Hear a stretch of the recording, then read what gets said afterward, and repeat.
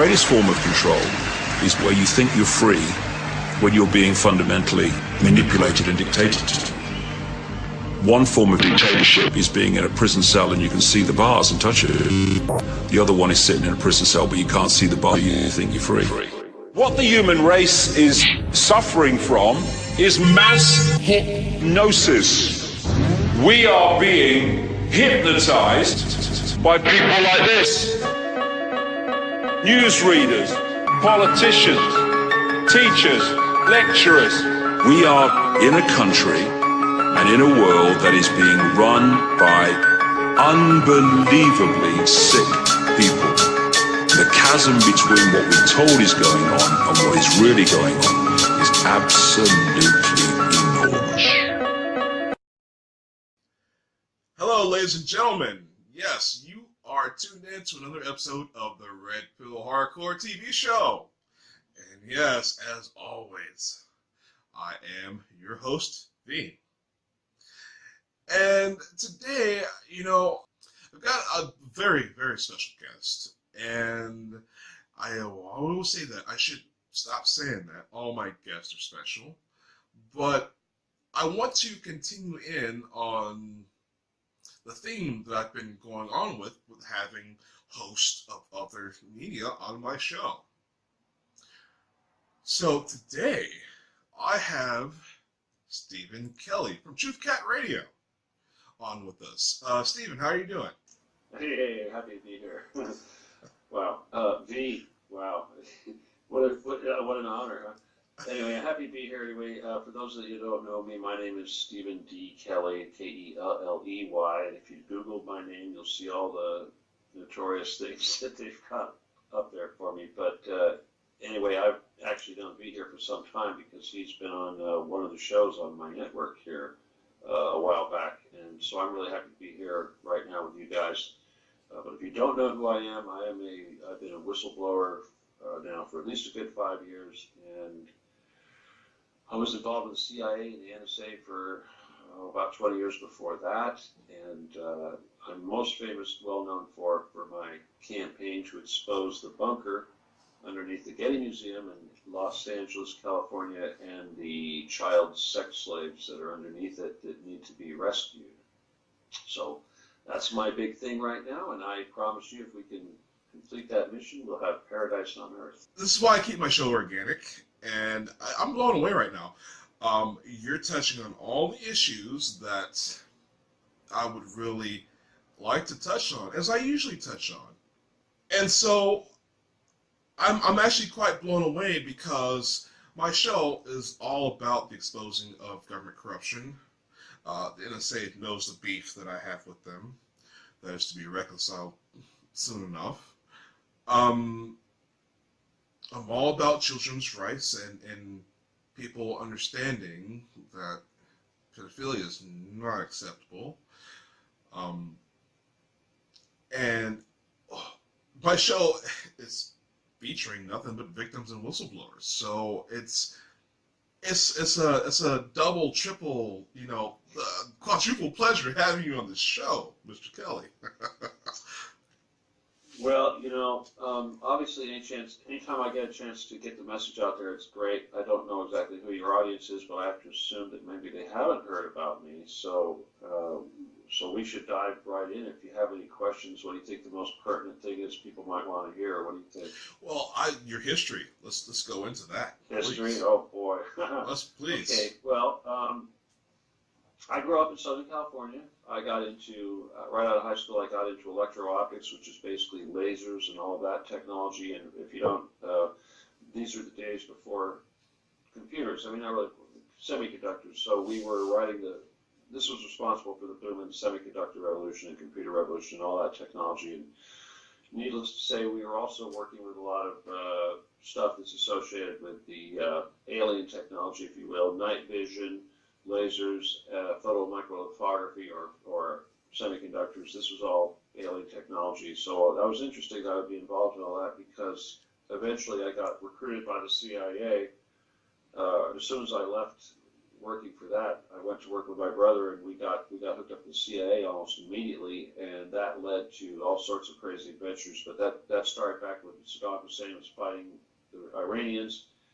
And anyway, the next big project was turned out to be NSA, Ollie North, but I thought it was CIA. But anyway, I was making lasers for these guys. I had a contract for 40,000 solid-state laser diodes, which at the time was the biggest contract for laser diodes in the world, because this was all new technology. So, and then that all went into weapon systems. But I had a falling out with those guys because they were wiping out villages full of women and children and stuff, and chickens and dogs and cattle. When they killed the chickens, I said, that's too much. You know, what are the chickens going to do? It's not like they're going to tell everybody what happened, right? They didn't need to do that. But that's why I had my wake-up call. And then immediately after that, I got hooked up to Billy Meyer and all the UFO stuff. If you know who Billy Meyer is, check that out. But I guess but the point is when you get heavy into the CIA and NSA and all that crap, you pretty much find out that UFO stuff is going to come up really quick. Because that's really what they're about. And then the other thing that comes up really quick with these guys is all this psychic business and the men who stare at goats type stuff. So bottom line is I found out about this bunker under the Getty. They tried to recruit me to go out to Area 51. I didn't work out because I knew too much, and I became kind of an enemy. But in the process, I learned that the power was in psychic skills, psychic development. So I stopped being a guns and weapons guy because I was a major guns and weapons guy, and I turned into a major Jedi. You know, we don't use guns. Jedi don't use guns, but right? Correct. What is it that, what did he say, Obi-Wan? He said, blasters are clumsy. Clumsy. Blasters are clumsy, yes. But no, we don't use blasters, you know. But, well, no, actually, you can use blasters, but you use them in the 4D. See, you're not really there. Your avatar is there. Your altar is there, and your altar can use whatever you want. You can conjure up whatever weapon you want in the 4D. You know, so you want to use a blaster, you want to use a throwing star, whatever. You know, It's just so uncivilized. it's so civilized. Yes, Judge will use blasters. Anyway. Oh, all right. Well, I suppose. Okay, so where did I leave off from there? So yeah, so I'm in this big battle with these cavers, as I call them, the ultra world elite, and according to them, I'm in the can't be killed club, so they can't kill me, and this is why I can get away with these things and attack me because I have all the money in the world. And it's interesting enough, they came out with a Getty movie here recently, and they titled it "All the Money in the World." And the funny thing is that, you know, for a long time before that movie came out, you could listen to my radio shows, and when I refer to these people, these cavers, these underground people, I always say they've got all the money in the world. And here they go to use that for the title of this silly movie. I mean, tell me they're not listening to everything we say, right? They totally are. You know they're listening to this, right? Hey, the NSA, that's my cadre of groupies right there. They all love me. No kidding. Hey, I'll tell you the way I look at it is I say, you know, there's probably whole families with children that are being fed because daddy is getting paid to watch me. You know? Right? We're being children. It's a good way to look at it, right? Yeah. Well, I want to say, wow. We've got direct energy weapons here. We've got, you know, the UFO alien stuff. We've got the pedophilia. I mean, I have scoured the internet with all this information, and it's a rarity. Do I find someone who knows about all these things, who has expertise and involvement in all these things? Now, I have to dissect this, and I hope you have some extra time because I want to extend this show. I've got to pluck your brain. Yeah, I hope so. The direct energy weapons. Now, I've had an NSA whistleblower, I've had a DIA whistleblower, and each one of them talk about direct energy weapons being used on either themselves or their pets, dogs having their brains microwaved and scrambled, And so is this what you were connected to? Well, I did actually work on one particular project, which you could call an energy weapon. But you got to understand something else about this reality, is there's no real such thing as linear time, which means that if a device is being used right now in this time frame, this time that we're on right now, it doesn't necessarily mean that the technology was invented previously to its being used. In other words, when you're dealing with entities that have the ability to phase shift and go back and forth to pretty much wherever they want, they can bring things with them from the future. And this is another reason why people can't be killed, because if you take out the person that's making your toys, then you're not going to have your toys, right? Because especially if they haven't made the toy yet. But I was working on this one project called the Plasma Beam, and it was a CIA thing. It was a big flashlight, essentially. But this flashlight utilized a short arc xenon lamp, and the arc of the short arc xenon lamp was manipulated into a little tiny ball of plasma by resonating or causing a certain resonance and a certain compression magnetically. Okay, electronically, magnetically was causing this compression, and this is how you contain plasma. But the thing about plasma is that, first of all, it can be strobed. So there's naturally, with a strobe, there's a psychological effect, and a certain amount of the population can have a epileptic seizure induced, but it's only like 30% of the population can have this, and there's a little bit of a difference between the actual frequencies, the strobe frequencies that cause this to happen from one person to the next. And they actually wanted me to develop that capability. That was something that they actively wanted me to do, which was a little annoying because the product that I was doing this to was already like the most cool flashlight you could ever see. It's the most powerful flashlight there is. And then they go, oh, turn it into a weapon. And you're speaking about the Dazzler, correct? No, Dazzler's something else. I'll tell you a story about the Dazzler. I was involved in that too. Okay. But this is way more powerful than Dazzler. This is a white light, short arc xenon, several million candle power. When I say several million candle power, I mean real candle power, because a lot of the flashlights you see in the market, they'll say 10 million candle power. They're so full of it, they're just making this stuff up. Nobody can actually measure that, and they know that. But the thing that made this thing special is that the optics were so good, and the ball of light, the little ball of plasma, was so tiny that we were able to get that tiny little ball of light at the exact focal point of the parabola. Therefore, we were able to make a perfectly collimated beam of light. So in other words, this flashlight was like a laser. It had a 1 degree divergence in the beam, which is very little, which means that it worked kind of like a lightsaber.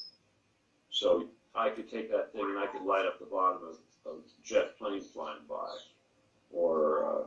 And then, of course, if you put an infrared filter on it, you can't see the beam, which is, they use that for rescuing pilots. Say if you have a pilot, is down, the rescue team will shine the light up in the sky and put on his night vision, and we'll see this pillar, and he says, okay, you're due north, whatever, da-da-da. And that's how they vector in on the down pilot. That's actually top secret. They used that technique when they rescued that guy in Yugoslavia. They actually used this product for that purpose. It was Kosovo, when that pilot was down in Kosovo that they rescued. The other thing that they did with this beam that was kind of sucky is they used it in Waco. Okay, they shined it in the windows at Waco. Yes, they did. And they used infrared light, so you don't see it, and you don't close your eyes when you're being blinded, because if it was a visible light, your eyes would automatically, your retinas, your brain would tell you to close your eyes. Yes. And that's so insidious. And I'll tell you something, and this is a tangent, but it's important, is that all these damn security cameras that are everywhere right now that have these infrared LEDs, you walk up and you look at this thing, it's got these little, you see a little red glow, right? You see a little red glow. Do you have any idea of how much light is actually hitting you in the eye at that moment? Because that little red glow you see is like 1% of the actual output power. The rest of that power is coming out in a wavelength that you can't see. It's going right into your eyes. And yet, that is allowed. I can't believe it. Because it's like when we worked on lasers back in the day, if you made an infrared laser, it had to be so weak that, you know, that you wouldn't hear, I'm blinded, you know. You couldn't do that. But now they can have security cameras everywhere, putting out way more light than my little laser ever put out, and people are staring right at it. And there's no warning, don't stare at this, you know, eye hazard. Well, I'm going to tell you, the reason why I brought up the Dazzler is because in my experience as a targeted individual, I've actually had drones hover outside my window and basically lasered me in the eyes. I couldn't sleep for anything. But putting covers over me, and you know, none of that mattered. I had to go literally sleep in my bathroom or in my hallway of my apartment because every room in my apartment had, you know, windows and Venetian blinds that could not stop this. I actually had to put aluminum in a nightshade and put it over my eyes just to be able to sleep. They stopped sending the drones to do that to me after that. You got to put a blanket over the window. I mean, it's what you. The blanket over the window didn't help. Well, it's something. You see, if they're shining, for instance, like this plasma beam, if they're shining, 5 million candle power of 980 nanometer infrared or something into your window, and you're, you know, you could be getting it in the side of the face, and you don't even know. This eye is going to go bad. And let me tell you something. I don't know if you know Andrew Basagio and Alfred Lambermont Weber, but both of them got hit by that. Yes. And I heard that Basagio is almost completely blind now, and Alfred Lambermont Weber got it completely really bad on one side. One eye is really bad. And I told him, I said, man, you got to put a blanket up over your window because it's like you're lucky they didn't get your whole face. You know, they could have filled the room with infrared light, and how long is that going to take before you're screwed up? And you know, okay, let's talk about the Dazzler. Okay, obviously just about any laser product that's out there passed by me before it went out there, and the Dazzler is no different. When they first came up with this concept of the Dazzler, they came to me. I was the first one they came to, and what it was at the time, it was a 15 to 30 milliwatt green laser. That's all it was. It wasn't pulsed or anything like that. It was just a way overpowered laser. And the thing is that we are not allowed to produce a laser over 5 milliwatts. And when they say over 5 milliwatts, that means 3.5 milliwatts is the acceptable level. And you can call that 5 milliwatts. They wanted 15, 30 milliwatts, and they were building it specifically to shoot to people's eyes. You know, and I told them that when I got that proposal or that whatever the contract came through, and they wanted me to build a stupid thing, I said, "Are you kidding me? Are you fucking kidding me? This is against the Geneva Convention." Sorry. No. You know, it was against the Geneva Convention, Uh-huh. and I said, all these years we've been bound by eye safety standards, and now you want me to build something powerful to shoot in people's eyes. Well, now let me stop you right there. Hey, you mentioned the Geneva Convention, and that is something that I brought up with my whistleblowers, my NSA, whatever, whatever branch, whatever office, alphabet agency that you want to talk about. And they said the Geneva Convention doesn't care. There's a loophole. As long as you're using it on your own citizens, it doesn't matter. Now, you know about that, right? Is that sound remotely sane to you? Yeah, but this is the thing. You know, using on your own citizens, then it's not. The Geneva Convention isn't really necessary because we have FDA regulations and health regulations and laws and local ordinances and all that. However, the Dazzler was built while we were in Iraq, and they came up with that idea while we were in Iraq, so that they could use this on Iraqis. And I mean, it makes me sick because these people lived there. That was their country. They were in their homes when we came there and did that to them. And to think that you could step out your front door and some guy's going to put a 223 into you because you look scary to them. You're a big scary civilian. I mean, I've seen pictures of these civilians in short pants and flip-flops shot in the street because they look scary to these stupid weak-ass soldiers. Rah, rah, USA. Yeah, yeah. So, that could have been my kid. Exactly. Anyway. Yeah. Anyway, so yeah, it makes me sick. And this is why I do what I do because, and I'll just share this with you right now. We were talking earlier about shadows staring over your shoulders and things like that. And I was talking about that time I was designing that one product and they were looking over my shoulder. Well, that particular product I called the Universal Laser, and it was destiny because I've had these guys ask me long before I did that when I was going to do it, and I never knew what the hell they were talking about.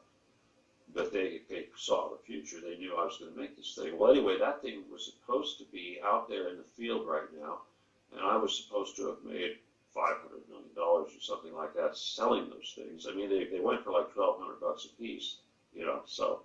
And you figure 700,000 of those times $1,200. I don't know how much money is that. It's a little bit, right? Yeah, that's a good chunk. Yeah, that's what I was looking at. I was looking at selling about 700,000 of those so that all those soldiers in the U.S. could have one. And then that doesn't include Israel and our allies. So anyway. So I backed out of that timeline. I said, here's the part of my timeline where I get all rich and I get really bloody on my hands. I said, I'm going to go in another direction. So that's where we're at now. And here we are. Right. Well, and this is something that is, I mean, I had no idea. When I invited you to come on to my TV show, I had no idea. I just knew I really want to commemorate you on your group page on Facebook. Trump's pedo slayers, and it's one of the longer standing groups condemning pedophilia and presenting Pizzagate evidence that's still around. And so, I hate these boy lovers with a passion. And it's sort of let me tell you something. My big target right now is Steven Spielberg. Really? I'm going after Steven Spielberg. Gonna take that guy down. He's putting out a brand new movie. It's like it's become obvious right now that he was one of the major guys in Hollywood when it comes to all these boys that got recruited into this stuff. Apparently Michael Jackson was involved too, unfortunately, but he's dead, so I'm not going to worry about him. But Steven Spielberg was the guy that was very, very responsible for a lot of this stuff, and he's still active. So I think it's time he got a little love from us. I got to tell you about my altar, man. Are you into all that stuff? Please, enlighten us. Well, you know all that super soldier business and minister goats and all that business? Yes, very familiar. Yeah. All right, well, anyway, well, apparently that's my thing. That's why one of the reasons why they have such a hard time taking me out is because I've got this, I call him Rambo, that's running around out there on the 4th density. And I don't, from what I've been told, because I've had to, the only reason I even know about any of this is from psychics. I talk to psychics and they go, oh, you got this altar. Oh, wow, he's really tough and all this stuff. And then, one time I actually hooked up to a psychic. I said, hey, I need to talk to this altar. What's his name? Da-da-da. But I find out when I did, the stuff I found out was kind of bizarre because the mechanics of all the universe stuff, it's got these different levels, and we call them different levels of density. And the way it works, you have to really kind of understand all this density business to when you start dealing with these entities, because they come from these different levels of density, and things work down. So when you're talking about altars and what have you, sometimes they could also be on multiple different levels of density. But anyway, this guy here is like, it's sort of like the movie The Matrix, right? Only it's sort of backwards, right? It's like, the reality is, yeah, this thing that we're in right here that we think is reality, yes, it really is a two-dimensional representation of a holographic scalar information. That's what this is. You know, it seems three-dimensional to us, but it really isn't. It's actually this two-dimensional thing. But on the level just above us, which everyone refers to as the fourth dimension, it's not the fourth dimension, it's the fourth density. And that's our little spirit world. That's where you go when you do the DMT and all that. But it's also where the activity is that takes place when you're dealing with these super soldiers, if you will. Because it's like when you go back, for instance, like the word assassin comes from the word cashew, right? Yes. From way back in ancient Persia. Yes. And it's just like Minister Ghosts, these guys, these assassins would get all drugged up and they would have these astral out-of-body experiences, as you know. Sheesh. And they go out and do these things, you know. Yes. The Jedi assassin, if you will. So in other words, you know, and I'm Christian, of course, so I believe, you know, for we wrestle not against flesh and blood. And what that means to me is that this war that we're in, even though we're trying to educate and what have you, but we're not here to kill our enemy, but we are here to do battle with the spiritual enemy that lurks in the dark places. And that's what that basically means. So in other words, by defeating these entities on this other level, which is what we do in our fourth density work, is we kind of take away the power that enables these criminals to operate in the level of reality we're using, right? And so suddenly now, if you start removing, in other words, it's like, for instance, Steven Spielberg, I'll give you an example. You may not know this, but he's like a high priest, okay? That's news to you, huh? You're like, look at you, you're like, seriously though. Well, when I talk, there are so many high priests, and when it comes to these individuals who think they're Illuminati, I call them Illumitards. That's my nickname for them. You have the techno-magi, you have, you know, the people who do satanic ritual abuse. Even on the dark side, they only have a small piece of it. I know. It's pathetic and shameful and. So strong. They think they're so strong. Yeah. It's so. I just think there's just no way. That's why they have the one eye. They don't have the three eyes. They don't have a third eye. They have the one eye because they're so tunnel vision. They don't see anything else. They can't get the full spectrum. The corruption. Their time is over, though. That's the thing. You know, it's sort of like that movie They Live, right? They had to take out the transmitter so that everybody, all the blinders could fall off and everyone could see what was really going on. Now this is kind of what we do with this whole Getty business. Obviously, we want to physically go down there and rescue the children, but until we can, we're going to screw with them on this other level and shut down the stuff that they've got going on, which is essentially, you call it satanic, spiritual, whatever, alien. But they use that stuff to stay in power, and by attacking it on this other level, we are attacking their power structure, and that means that those of their representatives, their George Soros and Hillary Clintons and what have you, fail because they don't have that protection anymore. And this is why we're seeing this massive change, and we're seeing so many pedophiles being brought to justice. And I'll tell you, the more we hammer at them, the more we should all be realizing that there's nothing that they can do to stop us, and the harder we should be hitting. And, you know, choose your targets well, because it's like, don't waste your time on a small target. Go straight for the big one. Right. And, you know, that's where they're lacking the wisdom, too, because there's no PSYOP, that's 100%. Okay, there's no operation that's 100%. You gotta let those few go. You know, if it's not working over here, you know, it's that saying, you gotta pick and choose your battles. If you're losing the battle over here, you don't keep flooding everything you got into that battle. If it's unwinnable, it's unwinnable. And so these people have this idea that everything they do is infallible, and it's 100%, and that will lead to their inevitable downfall. But with that said, though, we got to take a quick commercial break.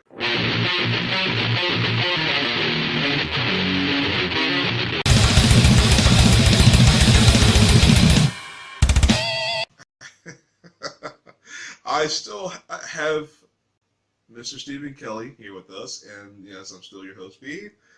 And sorry, guys, we're off camera having a hell of a conversation, but we're gonna dive back into, you know, the regular scheduled content here. So last we were talking about you mentioned. Now I really want to get into this. I've been wanting to get into this. Underground bunkers, the children. This is, people need to understand that. I hope you're familiar with this technology. We have satellites, okay, that has all sorts of topography, spectrum technology. We can see underground tunnels. We can check the Earth for minerals and pockets of oil from space. You don't think the government can see these tunnels where these children are being trafficked in whatever country, and even in the United States, you know, the DOD's underground military bases. Okay, these things can be seen. They won't tell you about this technology because of all the children who are being trafficked. And I'm hoping this is something that you can talk about. Well, you know, the thing about the technology is obviously they're building these things pretty deep. They're up to 2 miles deep. Hell, the one in Australia is 6 miles deep. You know, and that's a big one. You know, that's a real big one. The one under Alice Springs, that thing's really big. I'll tell you, but the point I want to just suggest, because, you know, the children issue is obviously the point that we're trying to focus on here. And I had a big blowout here with Craig Sawman Sawyer that's actually kind of active right now. And people were trying to go to him and say, you know, you need to rescue the children, because he's a big Navy SEAL, ex-Navy SEAL guy, and he pretends to be a child advocate or rescuing children from pedophiles.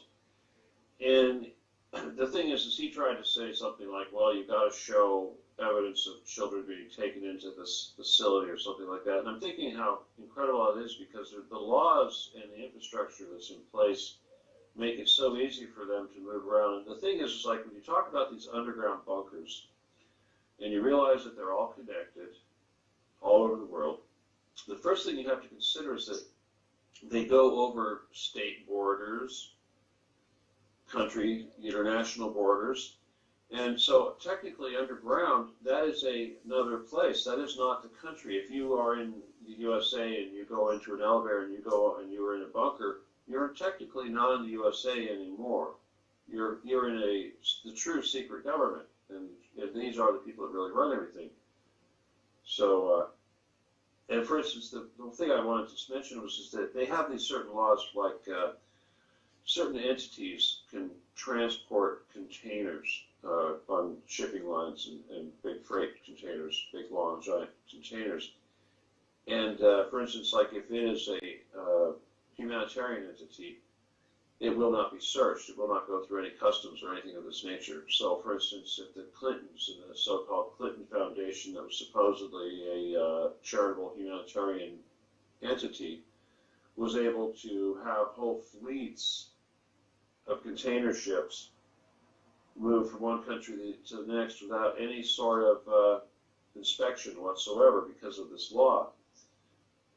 So this is how they moved weapons from Libya into Syria or Turkey and funded ISIS and did that. But they also, and you know anything about the way these people work, if they're shipping guns one way, they're shipping drugs back the other way, and sometimes they're shipping back people, like children or refugees or something of this nature. We know that Hillary Clinton was caught trying to smuggle children out of Haiti after a natural disaster there. We know they're doing the same thing out of the refugee camps in Syria and Jordan and Turkey and places like that. So it's not just the children that they're abducting in the United States, of which comes out to about 100,000 that actually disappeared or never seen from again out of the 800,000 that disappeared just in the United States alone, 100,000 children in the UK every year. They're bringing them in by container trucks, container ships, and who knows what condition they're brought in. But the point is that from these points that they disembark in Los Angeles, Port of Los Angeles, they can go into tunnels. These trucks actually can go into tunnels that will take them straight to these facilities, and no one sees anything, and there is no inspection, there's no customs, there's none of that. So when people say, where's the evidence, you have to understand, you're never going to see anything. And the elaborate structure sitting on top of Santa Monica Mountain that they call the Getty Center Museum is nothing more than the pimple on the back of an elephant which houses the door to the elevator. Because even though that building that houses the elevator cost $6 billion to construct, and it's the most expensive building in the entire LA County, which is incredible when you consider that LA County also has Beverly Hills and everything else there, you know, that really should say something. And people are so ready to accept that there might be a bunker underneath Denver Airport or Buckingham Palace or the White House, and yet the Getty is a $6 billion structure that has a concrete foundation that was the largest pour ever of concrete, ever. And that means more than they poured on the Hoover Dam, because of course that was done in segments. This was the largest concrete pour. Now, if that doesn't scream bunker, what would? So people, you know, we're talking about the elite, and certainly these museum complexes and things like airports and these big, large, expensive government structures, these are all connected to the elite. And right now we're focusing on Hollywood and at this moment specifically Steven Spielberg. I really want to take down Steven Spielberg. He's my target right now. He's an incredible pedophile. He's very high up there, and basically all of these wealthy billionaire type people that are scattered around the Los Angeles area, we know that they are participating in these satanic ritual events taking place underneath the Getty and in places on the surface. And we've actually had the opportunity, I've had associates who have actually been involved and seen and witnessed some of these lizard parties, as we call them, because there's actually lizard statues at these parties, and they do things like they have ritual abortions, and this is what they do. And these are the creme de la creme of everybody that is in the government and entertainment, and you know, even people on different sides of the coin with respect to political issues. You'll find them all at these parties performing these satanic rituals.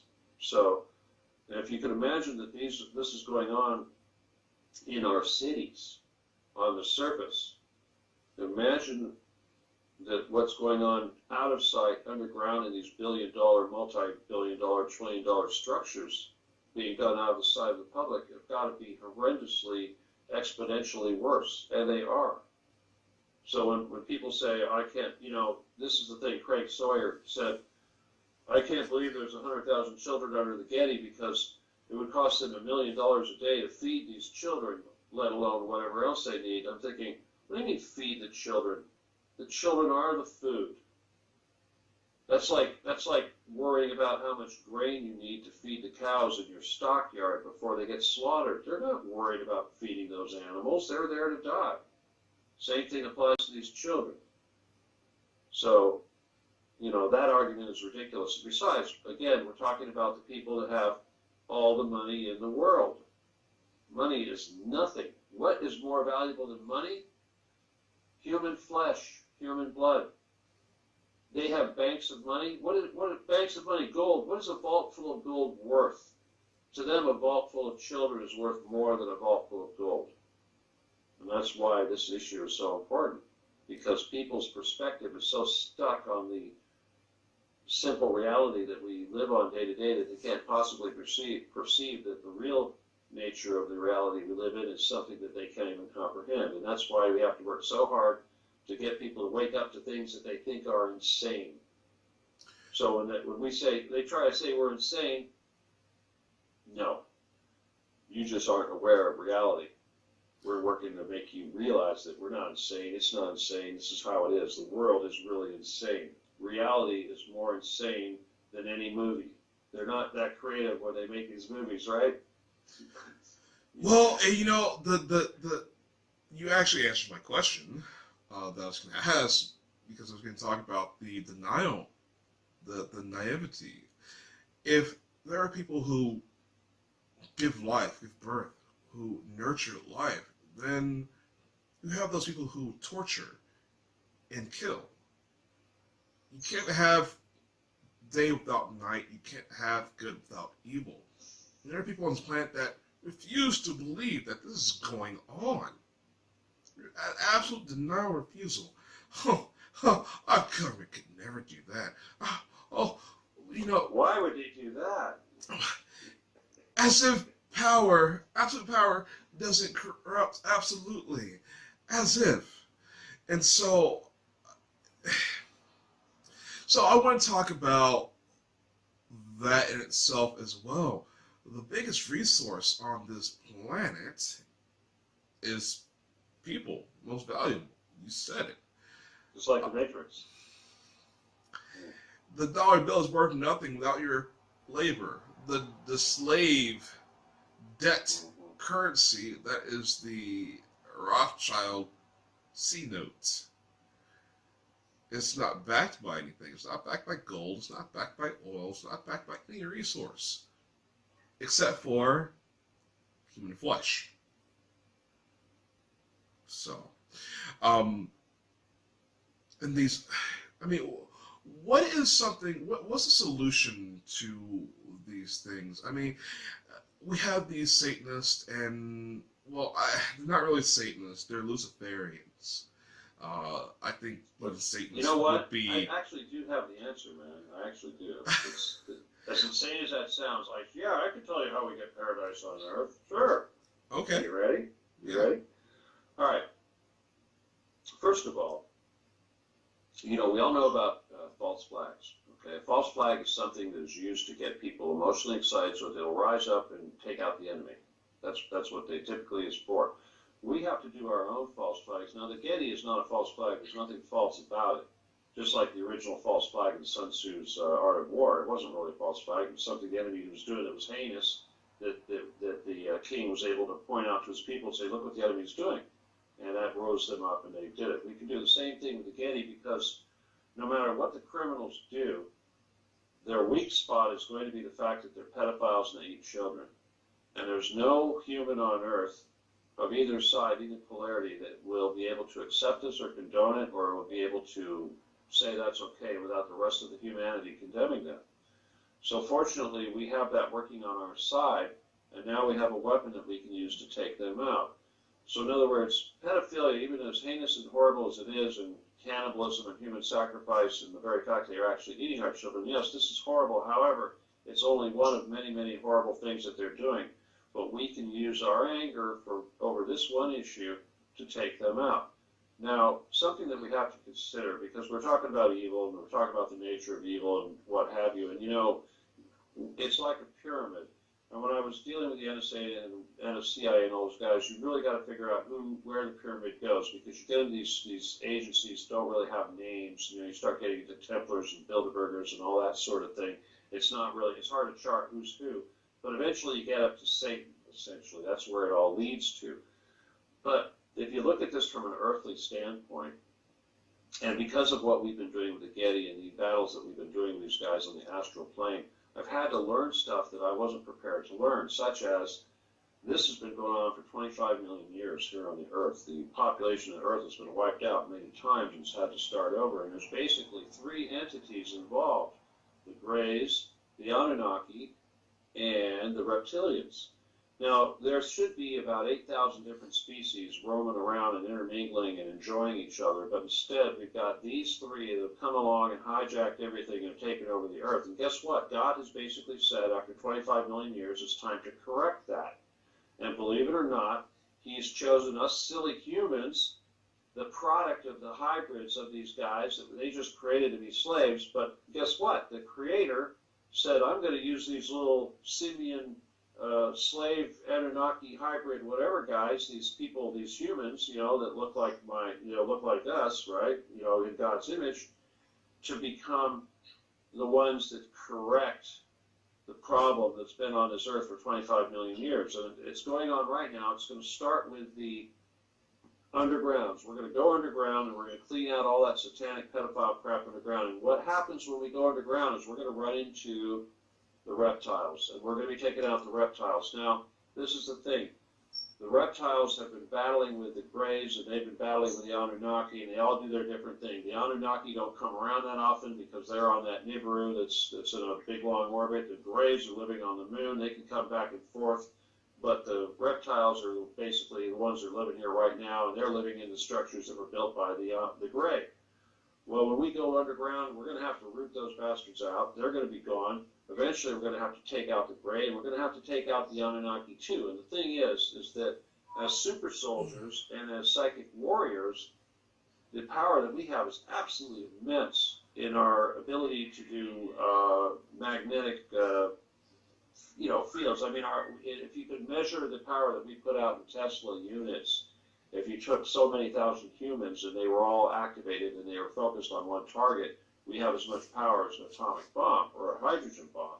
So the point is that if 7 billion humans suddenly wake up and are able to use their skills, there's 250 million Greys or 250 million reptiles or 250 million Anunnaki aren't going to stand a chance against us. It doesn't matter how advanced they are. And this is why they want to kill us off and give us fluoride and give us aluminum and screw with our water and screw with our diet and give us immunizations also, because they're so afraid that we're all going to wake up suddenly and have skills that are superior to their skills, and there's going to be a lot more of us, and we can just, like that, they're gone. And that is where we get paradise on earth. But we're getting very close to that point.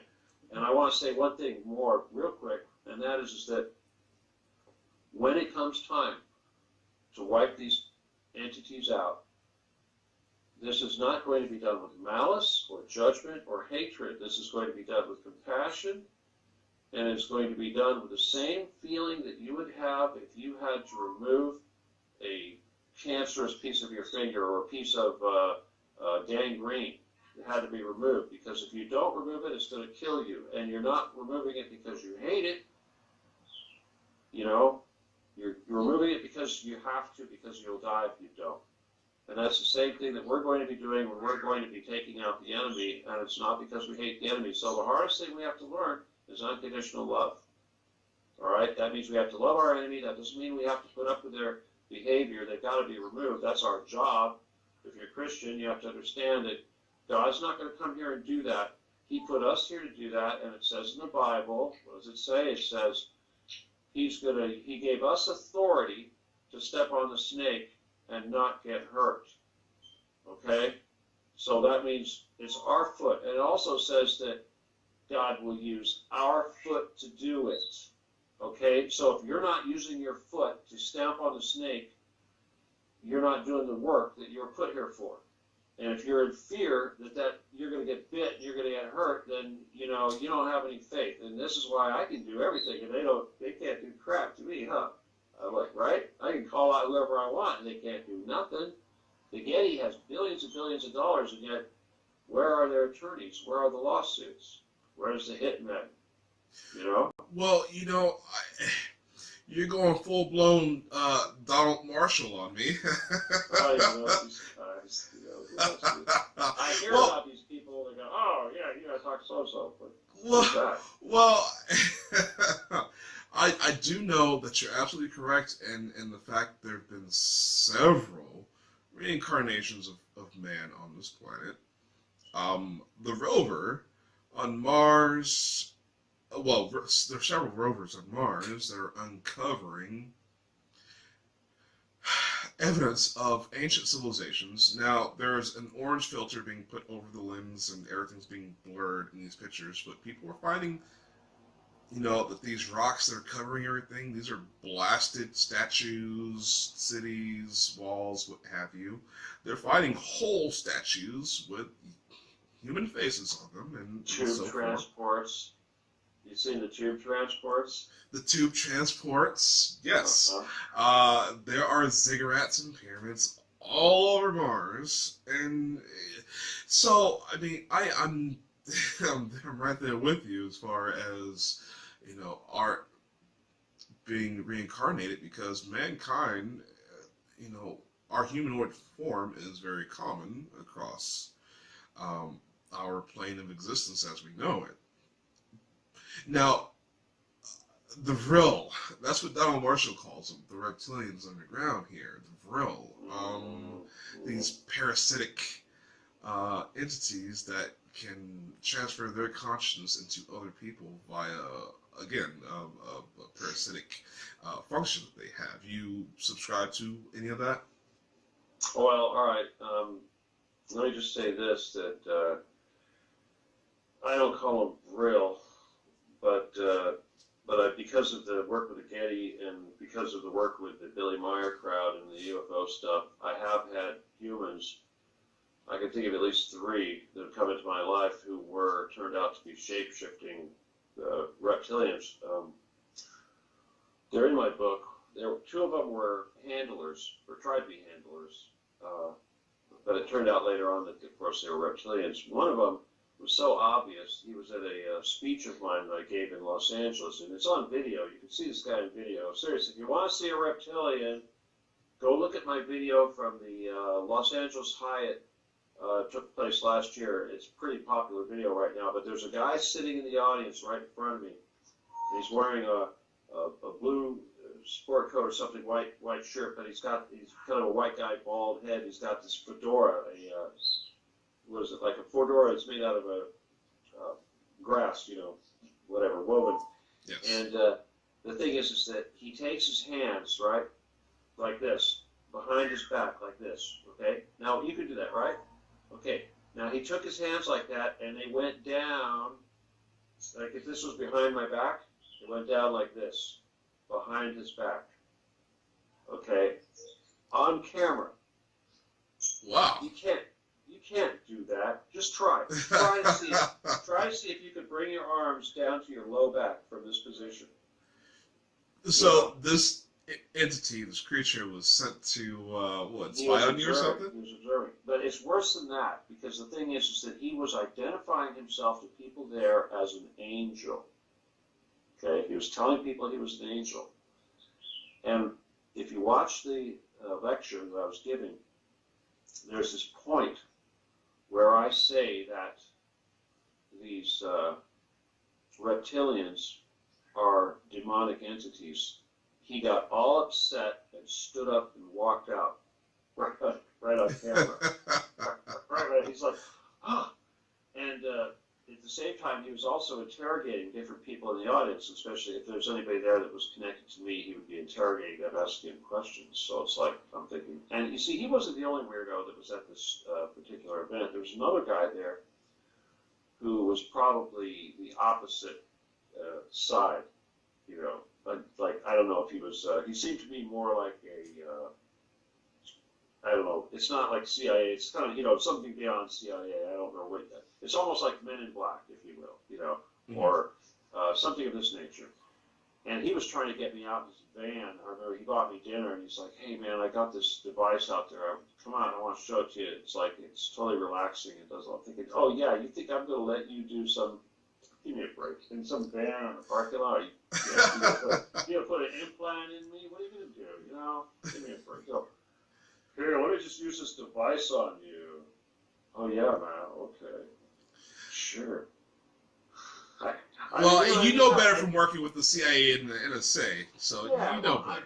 I told him, I flat out said, look, dude, there's no way I'm going out in your van and in your parking lot to let you do some stupid thing. And then from that point on, he kind of got a little negative, and it sort of changed. His friendly attitude sort of changed. But that's how obvious these people are when they're following us around, you know, when we're out there dealing with the public and stuff. It's strange how you have the same MO as a pedophile. Hey, I got some candy. Come out to my van. you like clown makeup? So yeah, that's. You gotta be gullible though to fall for that, though. Huh? Yes. So I mean, that's. Probably should have used a woman, I guess, if that's what they're trying to do, right? Lure you out to a van and show you, oh, come on to my van. Well, you know, really, how stupid is that? Huh? Mother Nature did mind control best, and that's a very shapely woman for a man. For the government to try to come up with all this other stuff, it's already been done, and you're failing miserably at this point. Why are you trying to come up with mind control? You want to mind control me? Send me a very voluptuous, shapely woman, and you got my attention. Other than that, you might as well go F off. I know, but you've already got that. What are you talking about, man? Yeah, oh, hey. Shh. Okay. Oh, that's right, rock and roll. But anyways, yeah, it's, I find that, there is the whole idea, because we have anti-gravity technology, it's been reverse engineered, it's been, from Roswell crashes and all this stuff. You want to talk about that stuff? You want to talk about that stuff? Do I want to talk about it? Let's talk about it. I mean, I tell people every day that, it's the solution for mankind's problems. The solution. See, we were all made in the image of the Creator, or God, whatever terminology you want to use. We're supposed to be like Him, but we're all supposed to rule and create. Having 7 billion people climbing up to more is not going to happen. We should be spreading across the cosmos. We should each have our own, at least asteroid to rule, farm over, you know what I'm saying? With our rubbing personalities, we all can't be God in the same place. And that is the very pit of the human condition, I think, currently. But we have the technology to spread. What do you think? Well, the God thing, it's in a way, there's, when you're taking the density business, that really changes the whole thing. Because the thing is, you got to remember, we chose to come here and do this, right? So technically, we are all that already somewhere else. But what we perceive as this reality that we're in, this isn't really us. This is just us choosing to be here doing this to see what it's like and to have this experience. That's it. When we're done with this, we go back and we decide if we want to come back and do it again, or if we didn't do it right, or how many times we need to do it until we're ready to go do the next thing. But I wanted to talk about some of the, I don't really call it anti-gravity because it's actually it's moving ions. And moving ions, people don't really talk about that, but when you look at, like, I know you're interested in all the chemtrail stuff and all that, and in a way, ion technology is a very, very big part of that. And understanding the nature of ion mechanics, if you will, helps you to understand things like transmutation and scalar and so-called anti-gravity, if you will, and all this sort of thing. We could talk about gravity, but I'm not going to talk about that because it's the wrong word, because gravity has nothing to do with the propulsion that they're using to move these beam ships and what have you. But what it is very simple. If you look at the work of Tesla, Wilhelm Reich, and Victor Schauberger, that's really all you need to know. And if you look at, say, just Victor Schauberger, for instance, or no, Wilhelm Reich, we'll start with him, and his orgone, okay, his moving orgone. Okay, what he was calling orgone was basically, again, was just ions. And these ions could also be looked upon as chi or prana or whatever, but it's not, some people mistakenly call chi scalar energy. It's not the same thing. Scalar is a whole spectrum. What's that? You don't think so? Well, I can explain what scalar is too, but let's focus on Oh, ions thank first. God. Somebody can talk to me about scalar energy, finally. It's like I really hate it when people talk about scalar and they don't know what they're talking about. It's like, oh my God, you make that stuff up. It's like, oh, geez, a lot of that out there because people don't know. They go, oh, in our little world, there are so many people that take a list of words and they just jumble it all together. And, as soon as you hear them use words like quantum, you're like, oh, red flag. This guy's like, he's just making this stuff up. But anyway, okay, the ion, there's so much technology that we have around us that helps you to understand what's going on with this whole ion thing. Like, for instance, a battery. What is a battery? A battery is electrons or ions moving between these plates of dissimilar material, zinc and copper, or whatever the hell, zinc and lead, right?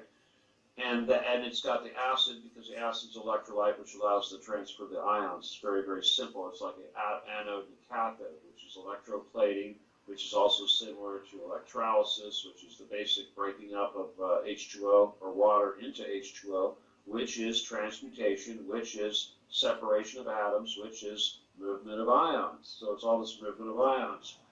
Free energy comes from, like for instance, the cars that drive on water come from doing the same process, but it's not the gas being generated by the electrolysis that's actually powering the vehicle. It's the energy that was released when you break the bond that's holding these things together. That's where the real energy comes from. Now, beam shift technology, and I actually worked on beam shift technology, so I can tell you how they get light speed and all this stuff. But the stuff that they use to just float around, basically, it's so simple. What they do is they have a charge, a positive charge on the top of the ship and a negative charge on the bottom. And a negative charge pushes and a positive charge pulls. And it's the same thing with the what Wilhelm Reich was doing with the Cloudbuster, is that he would put a positive ions up into the sky, and it would cause a cloud of positive ions. And the cloud of positive ions act like a vacuum, which means that they are pulling the negative ions inward. So you've got your oxygen, I guess, I always forget which one's positive, which one's negative, but I'm assuming that the maybe the hydrogen is positive and the oxygen is negative, and then it would draw the oxygen in to the hydrogen cloud that was created, and that would create water, and then it do a cloud, and make a cloud. And then by removing the positive ions, you're doing the exact opposite, and you're dispersing the cloud. So it's this movement of ions is the same thing that's done on a anti-gravity thing, because they are pushing with the negative, and then the positive, it's like pulling it upwards, and they alternate this. Now, well, this is actually being used in some of our stealth fighter. I'm going to get into that right now. Oh, okay, yeah. Go ahead. I'm sorry. There's an American scientist called Robert Townsend Brown. You can look him up on Google, Robert Townsend Brown. And he basically is the American father of so-called anti-gravity. There's another guy, Hutchinson, in Canada, did the same thing. Hutchinson found this out too. Now, this has nothing to do with the Hutchinson effect, but he was one of the first people to show that you could basically take a plate and have these positive on the top and negative on the bottom, and it would pick you up right off the ground. Now, this is also a capacitor. This is how a capacitor works too. It's the same thing. And then when you talk about the stealth bombers, the U.S. military has been using this technology for military aircraft now for some time. And if somebody thinks this Batwing B-1 bomber is actually flying from Missouri to Iraq and back in 24 hours, you're nuts. Once they get out over the Atlantic, they kick in the ion drive and they move. They get moving. So those things move much faster than we're supposed to know about. And the engineers or the people at Boeing have even gone to the U.S. government. They've asked them and said, you know, look, there's anybody can go on Google now and look up Robert Townsend Brown. Why are we keeping this stuff secret? Why haven't we adopted ion drive technology for our commercial aircraft? And of course, the military says, oh, no way, no way. You know, so that's why we don't have flying cars. Well, you're absolutely correct on all that. Absolutely. And, you know, there's this whole ordeal about TIs. Again, I've got to bring this to level target individuals because that's who's going to learn the most out of this, hopefully. Because there's a lot of language that's obfuscated and jumbled around. Because they say, oh, well, you know, there's ELF being used on the ELF mind control and da-da-da. And there's this whole synthetic telepathy thing, which you guys just heard me speak about unendingly. And I'm trying to tell people it's not done by ELF. I mean, as far as I know from my research, you can converge two ELF beams, and you have what's called a destructive field, which can create a different kind of energy. Well, it can be scalar. Yeah. Correct. It's not the same as biomagnetics or bio energy that we put off, but it can interface and replace some of those functions. Can it not? You know what? This is kind of cool because if we think about the scalar, you know, because obviously, especially when you talk about people going through TI experiences, is that we always want to give them a solution and something they could do to counteract this stuff. So, first of all, understanding what scalar is good because the way you described it, any sine wave that is the sine wave is just like the laser. I try to tell people it's like the energy that you're being hit with. It's not the energy isn't the destructive force. Okay, they're not delivering a laser; it's burning you. What they're doing is the laser, whatever, is carrying a signal, and the signal carries information, and that information can be beneficial or not beneficial. And when we get into scalar, we should look at radionics, because radionics is a great way of understanding. There's a lot of radionics devices, and I work with radionics, and I've been working on ways of delivering radionic scalar signals in such a way that cannot be defeated by the dark forces. And there was actually a hit put out on me by the Bilderbergers because of this. And this is because I learned how to program a scalar signal, if you will, or a program, into a solid-state laser such that the light coming from that solid-state laser that would go out 100 meters or whatever could actually transfer the scalar information, good or bad.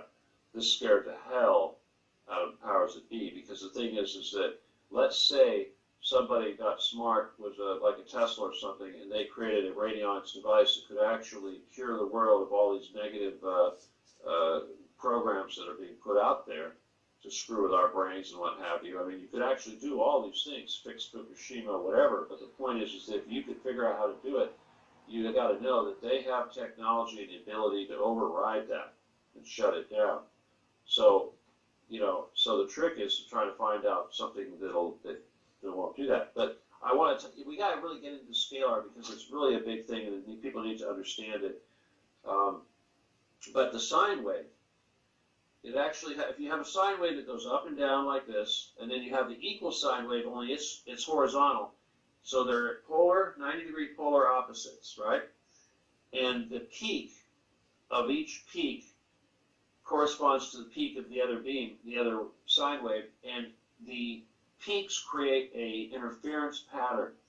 And if you know anything about interferometry, yes, you'll know that interference patterns contain information.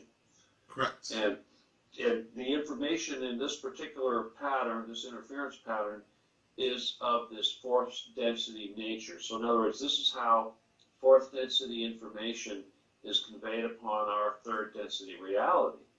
So this is how scalar affects this, and it's funny because it works a lot like it's the same thing as the information that's used to modify our DNA. It's the same thing as the way that the information travels from source, actually, very similar, which is a good thing to remember because remember, source energy, that's like praying, okay? And there's so much of our, like for instance, technology-wise, those of us that are fighting against the dark side, we know that because we are the good guys and we are serving others, we have a certain amount of protection. Because in other words, when you become a little more service to others and service to self, you have your field. You were talking about the aura, will actually become, it's like a gravity field, and you will be a gravity giver instead of a gravity taker.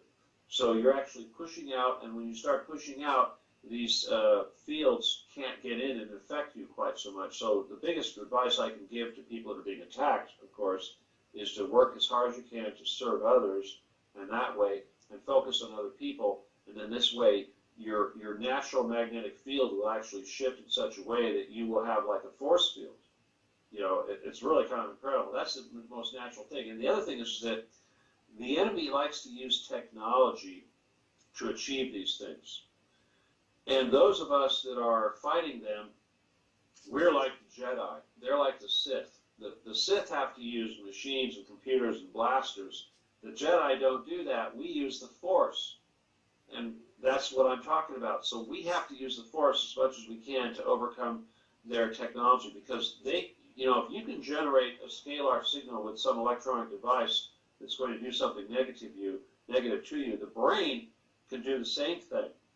All right, each lobe of the brain will generate that signal. Remember, you said that when they combine, they generate that interference pattern. So Right. This one does one polarity, this one does the other.